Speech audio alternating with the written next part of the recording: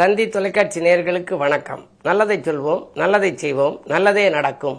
இன்று 4/4/2025 வெள்ளிக்கிழமை. மிருகசீரிஷம் நட்சத்திரம் காலை 11:18 வரை, பிறகு திருவாதிரை. இன்றைக்கு நான் உங்களுக்கு சொல்ல இருக்கிற நல்ல கருத்து, இந்த 6 படை வீடுகளை பற்றி முன்னாடி சொல்லியிருக்கேன். 6 படை வீடுகளுக்கு முருகனை கூட சொன்னேன். நமக்கெல்லாம் ஒரு வீடு இருக்கு, நம்ம வீட்டுக்கு வரி கட்டுறோம். ஆனால் முருகப்பெருமான் வரி கட்டுறாரா?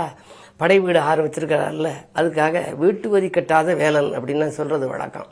வீட்டு வரி கட்டாத வேலனுக்கு நாம் பாட்டு வரி கட்டி பாடி வந்தால் நம்முடைய ஆற்றல் பெருகும், அருமை தெரியும். ஆகையினாலே தான் முருகப்பெருமான் சன்னதியில கவசம் படிக்கணும், பதிகம் படிக்கலாம். பதிகம் படித்தா உங்களுக்கு வேண்டுதல் பதிகம்லாம் இருக்கு. ஆனால் 6 படை வீடுல 12 ராசிகளுக்கு முன்னு சில படைகள் வீடுகள் குறிப்பிட்டிருக்காங்க. எந்த ராசிக்கார எந்த படை வீட்டுக்கு போனா உடனடியாக பலன் கிடைக்கும்னு சில பேர் சொல்லுவாங்க. அவர் அந்த கோயிலுக்கு போயிட்டு வந்தார் சார், வந்தவுடனே ரொம்ப நல்லா வந்துட்டாரு, அதுக்காக நானும் போயிட்டு வந்தேன். ஆனா போயிட்டு வந்து ஓரளவு இனிமேல் தான் முன்னேற்றங்கள் வரணும் அப்படிம்பாரு. சிலருக்கு சில தெய்வங்கள் வரம் கொடுக்க காத்திருக்கும், ஆனா அங்க பார்த்து போகணும். அப்படி போற போது முருகப்பெருமான் வழிபாடுங்கிறது மிகப்பெரிய அற்புதமான வழிபாடு. அந்த காலத்திலிருந்து இந்த காலம் வரைக்கும் குழந்தை வடிவத்திலிருந்து அதனுடைய தோற்றத்தை வச்சு அவங்க எப்படி பிரியப்படுறாங்களோ, பாலமுருகனா கும்பிடுறேன், பாலமுருகனா கும்பிடலாம், வள்ளி தேவசேனாபதியா கும்பிடலாம், அப்படி கும்பிடலாம்.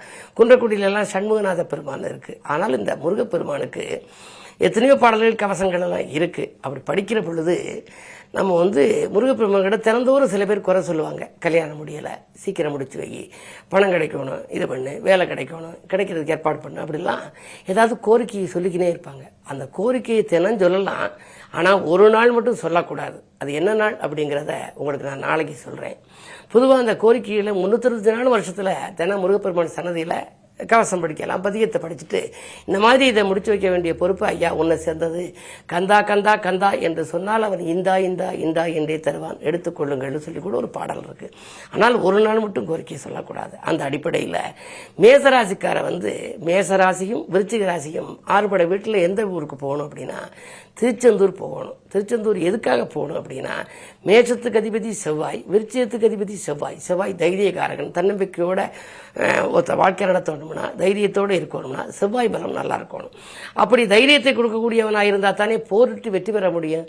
ஆக முருகன் போராடி வெற்றி பெற்ற ஸ்தலம் எது? திருச்செந்தூர். போராட்டமான வாழ்க்கை பூந்தோட்டமாக மாற வேண்டும் என்று சொன்னால் திருச்செந்தூருக்கு சென்று வழிபட்டு வாருங்கள்னு சொல்லி நான் தினத்தந்தியில் எழுதியிருந்தேன். பொதுவாக இந்த பரிகாரங்கள் எழுதுறதுல அந்த வாழ்க்கையை வளமாக்குறதுக்குன்னு உள்ள கோயில்களை தேர்ந்தெடுத்து சொல்றது வழக்கம். விருச்சிகம், மேஷம் இது ரெண்டும் திருச்செந்தூர் போனால் 6 படை வீட்டில் கண்டிப்பாக ஒரு முறையாவது போகணும். அது போக வேண்டிய நாள் எப்போ அப்படின்னா யோக பலம் பெற்ற நாள், உங்க ராசிக்கு ஏற்ற நாளாக இருக்கணும். ஒருத்தரை பார்க்க போற போது ஒருத்தர் ஏதாவது பண உதவி கேட்க போறாரு. அந்த கேட்க போற ஒரு பெட்டில் சேர்ந்தவரை முடியாம இருந்தாருனாலோ எப்படி கேட்க முடியும்? அல்லது வெளிநாட்டுக்கு போயிருந்தாரு எப்படி கேட்க முடியும்? அவர் வீட்டில் இருக்கிற நேரம் பார்த்து நல்ல மூடோடு இருக்கிற போது கேட்கணும். அது மாதிரி இறைவன்கிட்ட நம்ம வரம் கொடுக்கக்கூடிய நேரம் எல்லா நேரமும் அவர் கொடுத்தாலும் கூட நமக்கு உகந்த நேரமாக பார்த்து யோக பலம் பெற்ற நாளில் போய் கும்பிடுற போது பலன்கள் அதிகமாக கிடைக்கும். அவை ஆராய்ந்து தேர்ந்தெடுத்து செய்ய வேண்டும். அந்த அடிப்படையில் 6 படை வீடுகளிலே மேஷம் விருச்சிகத்தார் செந்தூர் சென்று வந்தால் செல்வநிலை உயரும், செல்வாக்கு அதிகரிக்கும் என்று சொல்லி, மற்றும் இதை தொடர்ந்து இதனுடைய இந்த வழிபாடுகளை பற்றி சொல்வேன் என்று சொல்லி இனி இந்திய ராசி பலன்களை இப்பொழுது உங்களுக்கு வழங்கப் போகின்றேன்.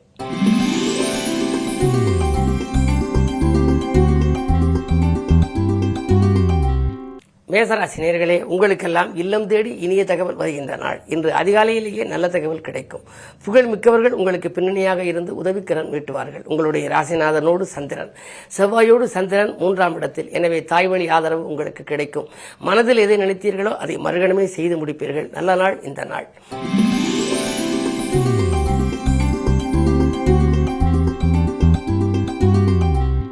ரிஷபராசி நேயர்களே, உங்களுக்கெல்லாம் ராசிநாதன் சுக்கிரன் உச்சம் பெற்று பரிவர்த்தனை. சுக்கிரன் உச்சம் பெற்று குரு வீட்டில் பரிவர்த்தனை. பகை கிரகமாக இருந்தாலும் பரிவர்த்தனை யோகம் என்பது அற்புதமான யோகம். எனவே இன்றைக்கு நீங்கள் நினைக்க இயலாத ஒரு யோகத்தை அடையப் போகின்றீர்கள். போட்டிகளுக்கு மத்தியில் வெற்றி கிடைக்கும். புது முயற்சிகள் எல்லாம் அனுகூலமாக இருக்கும். உத்தியோகத்திலே முக்கிய பொறுப்புகளை உங்களுக்கு மேலதிகாரிகள் உங்களிடம் வழங்குவார்கள். கல்யாண கனவுகள் நனவாகலாம். கடமையில் இருந்த தொய்வு அகலும். இந்த நாள் நல்ல நாள்.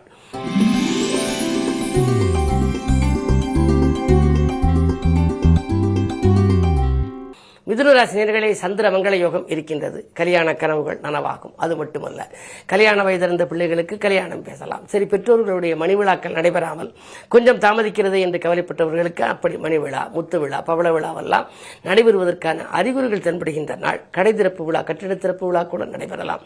சொத்துக்கள் விற்பனையின் மூலம் லாபம் கிடைக்கும். இந்த நாள் நல்ல நாள். சொந்தங்களின் வாழ்த்துக்களை பெறுவீர்கள். இன்று இனிய நாள்.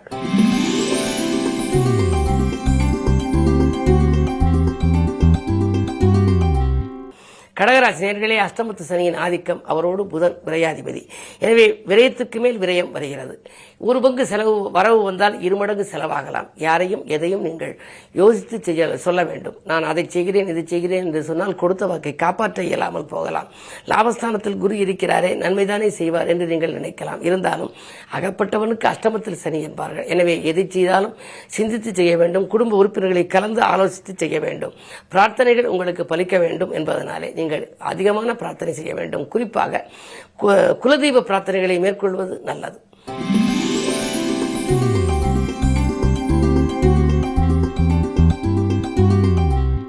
சிம்மராசி நேயர்களே, கண்டகச்சனியின் ஆதிக்கம், ஆரோக்கிய தொல்லைகள் அதிகரிக்கும். ஒரு தொந்தரவு நிவர்த்தியானால் அடுத்த தொந்தரவு உங்களுக்கோ உங்கள் குடும்பத்தை சார்ந்தவர்களுக்கோ வரலாம். மருத்துவ செலவுகள் அதிகரிக்கிறது என்று மனக்கலக்கம் அடைவீர்கள். கைவலி, கால்வலி, மூட்டு வலி என்றெல்லாம் வரலாம். அது மட்டுமல்ல, இன்றைக்கு நீங்கள் எதையும் நிதானமாக செய்ய இயலாது. பதற்றத்தை தவிர்ப்பது நல்லது. உத்தியோகத்தில் கூட சக பணியாளர்களால் தொல்லைகள் உண்டு. உங்கள் பொறுப்புகளை அவரிடம் ஒப்படைத்தால் நடைபெறாமல் போய் சிக்கல்கள் வரலாம். கவனம் தேவை.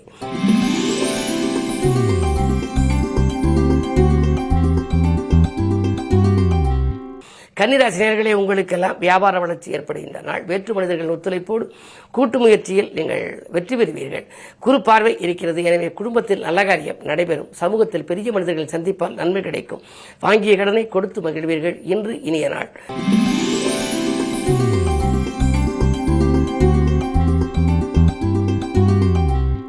துலாம் ராசி நேயர்களே, உங்களுக்கு அமைதியை கடைபிடித்து ஆனந்தம் காணுகின்ற நாள். கொடுக்கல் வாங்கல்களில் இருந்த நெருக்கடி நிலை அகலும். மதிப்பும் மரியாதையும் உயரும். உத்தியோகத்தில் கூட நீங்கள் கேட்ட சலுகைகளை மேலதிகாரிகள் வழங்குவார்கள். தீட்டிய திட்டங்கள் எல்லாம் இன்று வெற்றி பெறும். 6ல் ராகு இருப்பதனாலே அஷ்டலட்சுமி யோகம் செயல்படப் போகிறது. சங்கிலித்தொடர் போல வந்த கடன் சுமையில் பாதிக்கு மேல் இன்று குறையலாம். இன்று நல்ல நாள்.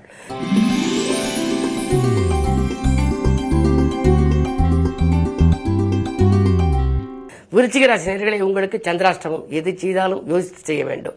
அதே நேரத்தில் விரயங்கள் கூடுதலாக இருக்கிறது என்று கவலைப்படுவீர்கள். மருத்துவ செலவு ஒரு பக்கம், மனக்கலக்கம் மற்றொரு பக்கம், குடும்ப உறுப்பினர்கள் உங்கள் குணமறிந்து நடந்து கொள்ளவில்லையே என்ற கலக்கம், இப்படியெல்லாம் இருக்கின்ற இந்த நாள். இன்று தானுண்டு தன் வேலையுண்டு என்று இருக்க வேண்டும். தைரியமும் தன்னம்பிக்கையும் குறையாமல் பார்த்துக் கொள்ளுங்கள். வழிபாட்டில் அதிக கவனம் செலுத்துங்கள். குறிப்பாக குலதெய்வ வழிபாடு, இஷ்ட தெய்வ வழிபாடுகளை மேற்கொள்ளலாம். இன்று வெள்ளிக்கிழமை என்பதனாலே அருகில் இருக்கும் ஆலயம் சென்று பெண் தெய்வ வழிபாடுகளை மேற்கொண்டால் நன்மைகள் நடைபெறும்.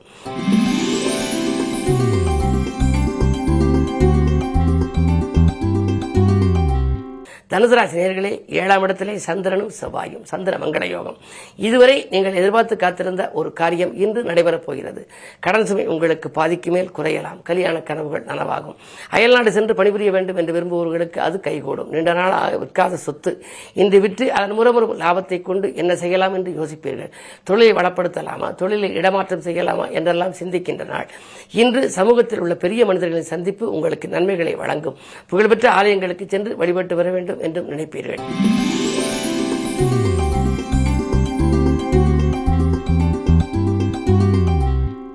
மகர ராசி நேயர்களே, இன்றைக்கு உங்களுக்கு ஒரு இனிய நாள், யோகமான நாள். செல்வாக்கு உயர்கின்ற நாள். துணிவும் தன்னம்பிக்கையும் கூடும். துயரங்கள் விலக கூட்டாளிகள் உங்களுக்கு உறுதுணையாக இருப்பார்கள். 2லே சனி. கொடுத்த வாக்கை காப்பாற்ற இயலும். கொள்கை பிடிப்போடு செயல்படுவீர்கள். உத்தியோகத்தை பொறுத்தவரை பணப்பொறுப்பு சொல்லி நீங்கள் வாங்கி கொடுத்திருந்தால் அந்த பணம் இன்று வந்து சேரலாம். மனக்கலக்கம் அகலும். உங்கள் குரலுக்கு மேலதிகாரிகள் செவி சாய்ப்பார்கள். இன்று நல்ல நாள்.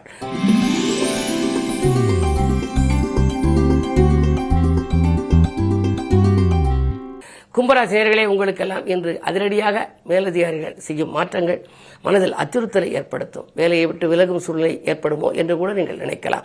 என்ன இருந்தாலும் இன்று கொஞ்சம் பொறுமையாக இருக்க வேண்டும். அஷ்டமத்தில் கேது இருப்பதனாலே அலைச்சலுக்கேற்ற ஆதாயம் கிடைக்காது. பயணங்கள் அடிக்கடி மாற்றங்கள் ஏற்பட்டுக் கொண்டே இருக்கும். மன அமைதி கிடைக்க வேண்டுமானால் நீங்கள் யோகா ஏதாவது ஒரு தெய்வ வழிபாட்டிலே திருப்தி காண வேண்டும். அந்த அடிப்படையில் இன்று வெள்ளிக்கிழமை அருகில் இருக்கும் ஆலயம் சென்று வடக்கு நோக்கி அம்பிகையை வழிபடுவது நல்லது. வாங்கல் கொடுக்கல்களில் ஏமாற்றத்தை சிந்திக்காமல் இருக்க கொஞ்சம் வெளிப்படையோடு செயல்பட வேண்டும். நண்பர்களை நம்பி ஒப்படைத்த பொறுப்புகள் நடைபெறாமல் போகலாம்.